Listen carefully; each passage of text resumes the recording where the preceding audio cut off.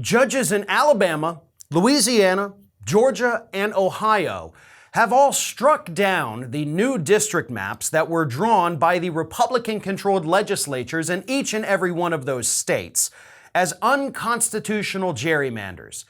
The judges, by striking down these 4 different states' new maps, said that you either drew it along party lines, you drew it along racial lines, you're trying to dilute minority populations into other districts so that you can win. And this, of course, is unconstitutional. These maps can't stand. But guess what, folks? All 4 of these states are still going to be using these new unconstitutionally gerrymandered district maps in this year's midterms. So even though the judges, the court system said this is illegal, the state said, cool, thanks for letting us know, we're going to do it anyway. And do you know what the court said? All right, I guess that's that then. Have fun, good luck in your elections. And the reason the courts actually had to have that response is due to a 2006 Supreme Court ruling, what is called the Purcell precedent, where in 2006, the Republican-controlled Supreme Court said, hey, guess what? If you're going to enact changes that could affect an election, whether it's, a new voter ID law, whether it's new districts, you can't do it close to an election. And because the judges struck down these new district maps, very close to an election, we're only 3 months out, the states are saying like, hey, we've got the Purcell precedent.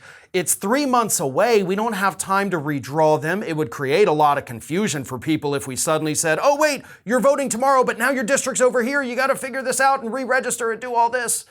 So the state said, well, we can't do it because the Supreme Court, of course, tells us we can't do that because it'll confuse people way too much. And of course, over the following, again, this was from 2006, over the next 16 years, the court has expanded the Purcell precedent, Purcell principle, is what they call it. And of course, Brett Kavanaugh actually wrote the opinion on one of those cases that expanded the Purcell principle. And they did it in a way that made it intentionally vague, meaning you can't do something close to an election. However, they never specified what close to an election means. So they didn't specify like you can't do it 90 days before an election or 120 days before an election. You can't do it a year before an election, maybe 2 years. We don't know. And that ambiguity benefits these Republicans that are gerrymandering the hell out of their states so they can retain the majorities. And the Supreme Court is okay with it. And because of that, the lower courts have to be okay with it, even when they say these maps are unconstitutional. And of course, this gives Republicans an edge in the 2022 midterms. Because as we all know, in spite of them saying the opposite, when Republicans can't win legitimately, they'll just cheat. We'll just gerrymander your district out of existence. We'll take all of these voters who would have gone to the Democrats, giving them a seat here, and we'll split them up into 4 different districts, dilute their vote, so that effectively they don't get the representation that they actually want. And instead, we get to pick up a couple of Republican seats. That's what's happening in these states. I guarantee you they did it intentionally late in the game, right? Because they could have redrawn their maps last year, as so many other states did. But they did it late, intentionally, so that they could apply the Purcell principle and say, oh no, you're just now telling us, yikes, we can't do it. We can't change it this close to an election.